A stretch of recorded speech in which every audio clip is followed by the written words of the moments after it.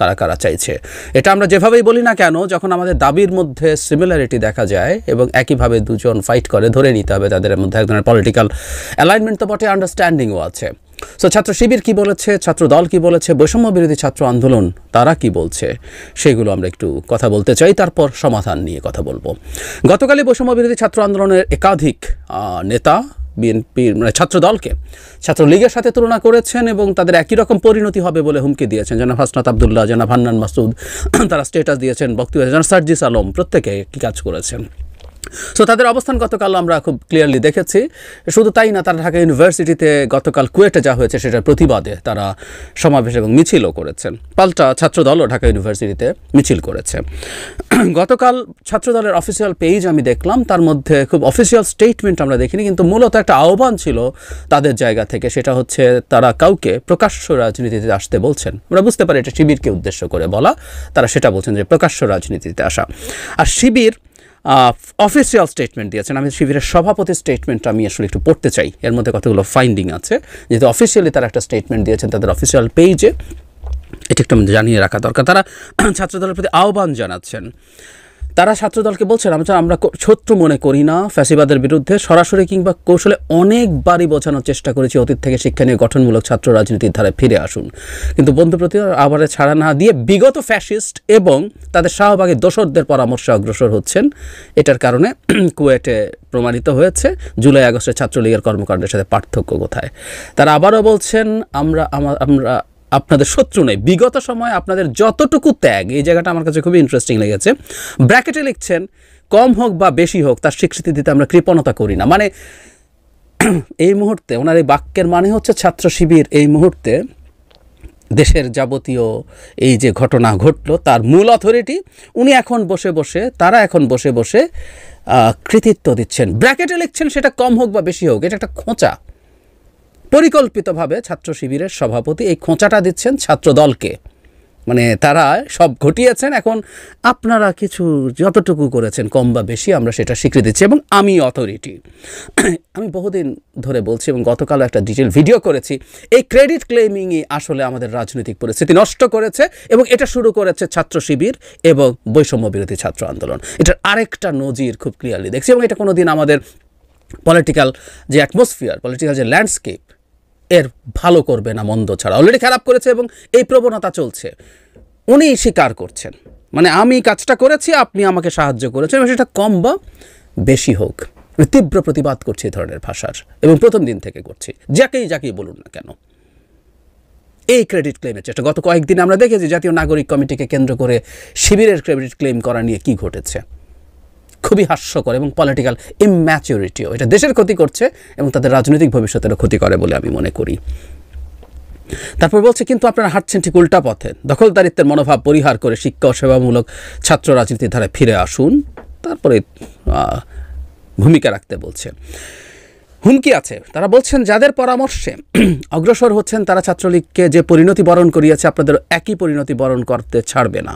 শুভবুদ্ধির উদয় হোক, নতুবা সকল ব্যর্থতা পরিণতির দায় নিজেদের নিতে হবে। দায় চাপানোর রাজনীতি এখন চলে না, এই প্রজন্ম যথেষ্ট। শেষে বলছেন, এটাই হুমকি।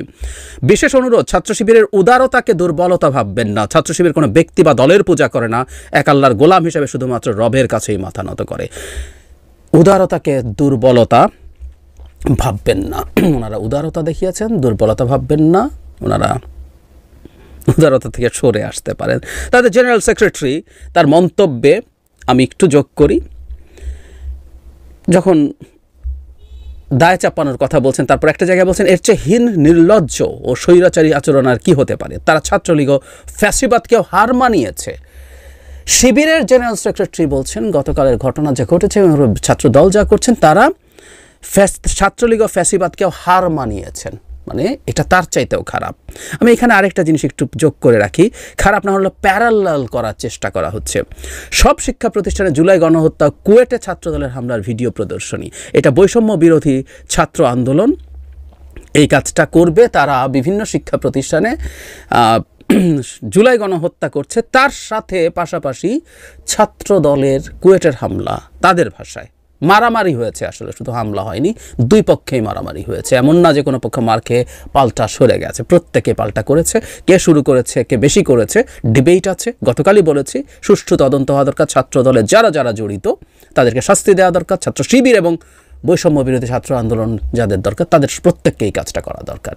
বিএনপি এর মধ্যেই তাদের রামদাহাতে একজন যুবদল নেতার ছবি পাবলিশড হয়েছে, তাকে বহিষ্কার করেছেন। কিন্তু আমরা চাই প্রশাসন তার বিরুদ্ধে আইনি ব্যবস্থা নেবেন। একইভাবে আরও প্রচুর ভিডিও সিসি ক্যামেরায় নিশ্চয়ই পাওয়া যাবে যেখানে অনেককেই দেখা যাবে তারা ফৌজদারি অপরাধ করছেন, প্রত্যেকের বিচার হওয়া দরকার। কিন্তু এই যে বৈষম্য বিরোধী ছাত্র আন্দোলন, জুলাইয়ের যে গণহত্যা হয়েছে, যে হামলা হয়েছে, তার সাথে প্যারালাল করছেন গতকাল কুয়েটকে।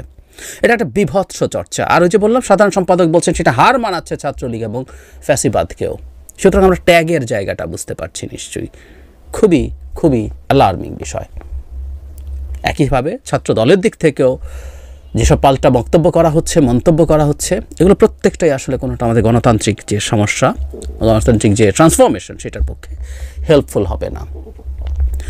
কি করা দরকার আমি ক্লিয়ারলি মনে করি এর একমাত্র সমাধান, না হয় কিন্তু আমরা সামনে বিপদ দেখব, এবং যারা বিপদটা ঘটাতে চায়, যারা আমাদের কাছে যেটা বিপদ কারো কারো কাছে এটা ভালো, ঘর পোড়া গেলে কেউ কেউ তো আলু পোড়া খেতে চায়, আলু পোড়ার খাওয়ার মানুষ আছে প্রচুর, এবং তারা চায় ঘরে আগুন লাগুক বা লাগিয়ে দেওয়ার জন্য তারা চেষ্টা করে।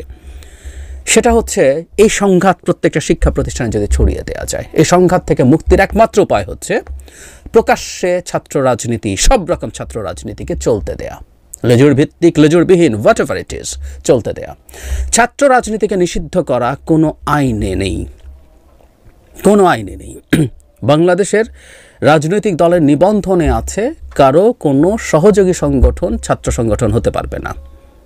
সো ছাত্রলীগ, ছাত্রদল বা ছাত্র শিবির এরা কেউ তাদের মাদার অর্গানাইজেশনের আসলে সরাসরি সহযোগী সংগঠন নয়। যেমন যুবদল আছে সেরকম নয়, স্বেচ্ছাসেবক দল, স্বেচ্ছাসেবক লীগ এরকম না। এরা আসলে মূলত তারা ভ্রাতৃপ্রতিম সংগঠন বলে প্রভাবাধীন, বা আমরা জানি তারা অ্যালাইন্ড। প্রচুর আছে, প্রচুর উদাহরণ আছে। ভারতেই আমার সকালের ভিডিওটাতে, আমার পুরনো ভিডিওটা আছে, দেখে নিতে পারেন।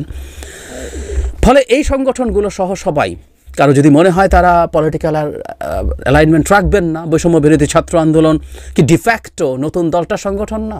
সংগঠন। কিন্তু তারা যদি মনে করেন যে না আমরা ওইভাবে নাম, ওই ছাত্র দল যেভাবে নামে বোঝা যায় সেভাবে রাখবো না, এভাবে রাখবো, রাখতে পারেন। কিন্তু এটাও রাজনৈতিক সংগঠন, এটা লেজুর ভিত্তিক সংগঠন। কয়দিন পরে আমরা বলবো তো। এখনই দল তৈরি করার পেছনে কি বৈষম্য বিরোধী ছাত্র আন্দোলন কাজ করছে না? করছে তো। সুতরাং যে জিনিসটা খুব ইম্পর্টেন্ট, ডিসগাইজ ভালো না, ডিসগাইজ কিন্তু মুনাফেকি। That's the problem. ইনফ্যাক্ট আমি প্রথম থেকে এই কথাটা বলছি, প্রকাশ্যে আসুক সবাই। এবং কেউ যদি মনে করে ঠিক আছে আমি ওভাবে করব না, আমি করি, আমার সরাসরি আমার নামের এভাবে রাখবো না, রাজনীতি করি। আর কেউ যদি মনে করে কোনো দলের সাথে আমার অ্যালাইনমেন্ট আছে সেটা রেখে রাজনীতি করব। আমাদের আইনে ওই সংগঠন রাখা যাবে না। ফলে আরপিওতে দল নিবন্ধনের ক্ষেত্রে যেহেতু শর্ত আছে সেটা নাই, কিন্তু এই সংগঠন আছে, কাজ করছে। কিন্তু এরকম সংগঠন শিক্ষা প্রতিষ্ঠানে কাজ করতে পারবে না এমন কোনো আইন তো নেই। আর এমন কোনো আইন যদি তৈরির চেষ্টা হয় সেই আইনও টিকবে না, কারণ সেটা অসাংবিধানিক। আমাদের সংবিধান অনুযায়ী আমরা এমন কোনো আইন সংসদের মাধ্যমে অথবা কোনো অধ্যাদেশও জারি করতে পারি না যেটা সংবিধানের সাথে সাংঘর্ষিক। সুতরাং কেউ চাইলেও বলেই এটা হবে না। সকল সাধারণ শিক্ষার্থী নামে, আমি এটা একটু বলে রাখা দরকার বলে মনে করি, সাধারণ শিক্ষার্থীও আসলে একটা ডিসগাইজ, এর পেছনে কেউ না কেউ কাজ করছে। সাধারণ শিক্ষার্থীরা কোনোদিনও কোনো অভাবনীয় ঘটনা ছাড়া স্পন্টেনিয়াস রাস্তায় নামে না, নামবে না, নামতে পারে না। ফলে কুয়েটে যে সাধারণ শিক্ষার্থীর নামে একটা ব্যানার টাঙানোর কথা দেখা গেছে, আমি চোখ বন্ধ করে বলে দিতে পারি, যেহেতু বাংলাদেশের রাজনীতি দীর্ঘদিন থেকে অবজার্ভ করি, মন দিয়ে বোঝার চেষ্টা করি, এটা কোনো না কোনো সংগঠন করেছে। বুয়েটে আবরার ফাহাদ যখন হত্যাকাণ্ডের শিকার হলো বিভৎসভাবে, তখন সাধারণ শিক্ষার্থীরা যারা নেমেছিলেন, ওটা হয়, ওটা ওই ধরনের ঘটনায় সাধারণ শিক্ষার্থীরা ট্রিগার্ড হয়, তারা রাস্তায় নামে, তারা অর্গানাইজড হয়ে চেষ্টা করে মুভ করতে। এর বাইরে আসলে সাধারণ শিক্ষার্থী বলে যেটা দেখা যায় সেটাও আসলে কারো মুখোশ। এর পেছনে একটা ফেস আছে, সেই ফেসগুলো কোনো না কোনো ফর্মে রাজনৈতিক ফেস। সুতরাং সাধারণ শিক্ষার্থীর নামে কেউ বললেন আর সেটা হবে না, এরপর বাকি অন্যরা এসে এটাকে প্রটেক্ট করার চেষ্টা করবেন, সেটা হতে পারে না তো। এমনকি গতকাল ছাত্র দল যদি তার ফর্ম দিয়েও থাকে ক্যাম্পাস থেকে, এটা আমি বৈষম্য বিরোধী ছাত্র আন্দোলনের পক্ষ থেকে বক্তব্য দেখতে দিয়েছি, তারা তাদেরকে ক্যাম্পাস থেকে বের করে দিয়ে তালা দিয়ে দিয়েছেন। এই দায়িত্বও তাদের না, এই দায়িত্বও তাদের না। সুতরাং যে কথাটা বলতে চেয়েছি সেটা হলো, বাংলাদেশে প্রত্যেকটা ক্যাম্পাসে ছাত্র রাজনীতি অবারিত করে দিতে হবে। এবারে কেউ যদি গোপনে থেকে করতে চায় করুক, তার দাওয়াতি কার্যক্রমের মতো করে। কেউ যদি প্রকাশ্যে কাজ করতে চায় প্রকাশ্যে করুক। যে জিনিসটা আসলে আমরা দেখতে চাই সেটা হলো খুব ক্লিয়ারলি রাজনীতি হচ্ছে, ছাত্রলীগের মতো সন্ত্রাসবাদী, টেন্ডারবাজি, চাঁদাবাজি হচ্ছে না। সেটা যদি হতে যায় সেটার সেটার বিরুদ্ধে সেটা প্রটেস্ট আমরা সবাই মিলে করব। আওয়ামী লীগের সময় কি হয়েছে না হয়েছে সে একই রাজনৈতিক আলাপ এখন আর চলে না, এখন আর চলে না। সুতরাং আওয়ামী লীগের সময় ছাত্রলীগ কী করেছে সেই আলাপ দিয়ে রাজনীতি বন্ধ করে রাখার কিছু নেই। আমি ছাত্র শিবিরকেও প্রকাশ্যে রাজনীতি করার অধিকার দেওয়ার পক্ষে। আমি বলেছি সকালে দুবার, ঢাকা ইউনিভার্সিটি নিয়ে একবার বলেছি, একবার জাহাঙ্গীরনগর নিয়ে বলেছি, কারো সেই অধিকার নেই ছাত্র শিবিরকে কিছু সংগঠন একত্র হয়ে বলবে আমরা রাজনীতি করতে দেব না। যেই রকম অবিচারের শিকার ছাত্র শিবির হয়েছে বহু বছর, তারা এখন একই অবিচার করতে চাইছে, তারাই এখন জালেম হয়ে উঠছে। ও মজলুম ছিল। ঢাকা ইউনিভার্সিটিতে 70s 80s সব ছাত্র সংগঠন মিলে যে করতে দেবে না সিদ্ধান্ত নিয়েছিল কিসের ভিত্তিতে? সাদিক কায়েম যখন তাকে প্রকাশিত হয়েছেন তখন আমি দেখেছি অনেক সংগঠনের ছাত্রনেতারা বলছেন এরকম সিদ্ধান্ত আছে, আমরা সেটা মানব। আমি তখনই প্রতিবাদ করেছি, এই সিদ্ধান্ত নেওয়ার আপনারা কে, দেয়ার আপনারা কে? একটা স্টেট এভাবে চলে না। সো সেই ছাত্র শিবির একসময় মজলুম ছিলেন, অত্যাচারিত ছিলেন, তারা এখন মনে করছেন অন্যদেরকে করতে দেব না, এবং চাইলেই হয় না। সকল সাধারণ শিক্ষার্থীরা যা তারপরও হতে পারে না, একটা স্টেট কোনোদিন এভাবে চলে না। এই ব্যাপারটা বুঝতে হবে। এবং যে ছাত্ররা এগুলো বোঝে না তাদের রাজনীতি বোঝাপড়া নিয়ে আমার সমস্যা আছে বলে মনে হয়। তারা যখন রাজনীতি বুঝতে চাইবেন, স্টেট কিভাবে ফাংশন করে, ল কিভাবে ফাংশন করে, কনস্টিটিউশন কিভাবে ফাংশন করে, এগুলো তাদের বুঝতে হবে। তো গায়ের জোরে বলে দিলে তো হবে না যে এটা করতে হবে। তাহলে তো যে কেউ যে কোনো সময় আমাদের যে বিদ্যমান কনস্টিটিউশন আছে, বিদ্যমান ল আছে, তার বিরুদ্ধে দাঁড়িয়ে কিছু লোকজন তৈরি করা, লোকজনকে দাঁড় করিয়ে দিতে পারি, তাহলে সেটা করে ফেলা যায়। সরি, এভাবে যদি বৈষম্য বিরোধী ছাত্র আন্দোলন বা ছাত্র শিবির ভেবে থাকেন, তাদের আরেকটু লেখাপড়া করা দরকার আছে। সুতরাং যে কথাটা বলছিলাম, বাংলাদেশে প্রত্যেকটা ছাত্র সংগঠনকে অবারিতভাবে রাজনীতির সুযোগ দিতে হবে। ধাপে ধাপে ছাত্র সংগঠন, ছাত্র সংসদ নির্বাচনগুলো হতে দিতে হবে। কেউ যদি দলের মার্কা নিয়ে আসে, বিএনপির ব্র্যান্ডিং নিয়ে কেউ যদি রাজনীতি করে, বিপদে পড়ুক। আমরা শুধু এটা নিশ্চিত করতে চাই ছাত্রলীগ হয়ে ওঠা যাবে না। দখলদারিত্ব, টেন্ডারবাজি, চাঁদাবাজি, মারামারি, খুনোখুনি এগুলো হতে দেওয়া যাবে না। এগুলো যখন হবে সেগুলোর বিরুদ্ধে আমরা সামষ্টিকভাবে প্রতিবাদ করব। এটাই ভবিষ্যতের বাংলাদেশের রাজনীতি। শেখ হাসিনার আমলে কি হয়েছে সেটা দিয়ে বর্তমান নতুন বাংলাদেশের রাজনৈতিক প্রেক্ষাপট কোনোভাবেই নির্ধারিত হতে পারে না। আমি আবারও বলে এটা শেষ করি, সকালেও বলেছি, বারবার বলি, ছাত্রলীগ যা করেছে সেটার কারণে যদি ক্যাম্পাসে ছাত্র রাজনীতি নিষিদ্ধ করা যুক্তি হয়, তাহলে আওয়ামী লীগ তার চেয়ে কোটি গুণ বেশি খারাপ করেছে, দেশ ধ্বংস করে দিয়ে গেছে। তাহলে বাংলাদেশেও রাজনীতি নিষিদ্ধ করে দেওয়া উচিত। বাংলাদেশ চালাবে এখনকার মতো একটা সরকার, বা কিছু লোকজন বিপ্লবী সরকার করতে বলছে, তারা এসে ভবিষ্যৎ বাংলাদেশ চালাবে।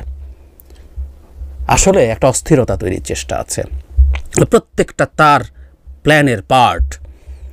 অস্থিরতা তৈরি করে সেনা শাসন জারি হোক, বা 1-11 হোক, বা একটা তথাকথিত বিপ্লবী সরকার দিয়ে ক্ষমতা দখল করা হোক, এই অস্থিরতার পেছনে উদ্দেশ্য সেটা, এটা আমরা বুঝি। এবং এর পার্ট হিসাবে ছাত্র শিবির এবং বৈষম্য বিরোধী ছাত্র আন্দোলন কাজ করছে, জেনে বা না জেনে। আই রিপিট, জেনে বা না জেনে। কেউ জেনে করছেন, কেউ না জেনে করছেন, কারণ এই অস্থিরতা তাদেরকে বেনিফিটেড করবে। সুতরাং এই অস্থিরতা থেকে সরে আসা দরকার। আমরা সবাই রাজনীতি করি, ছাত্র রাজনীতি করি, তার মতো করে করি। আমরা দেখাই, আমরা প্রমাণ করি আমরা আসলে শিখেছি, আমরা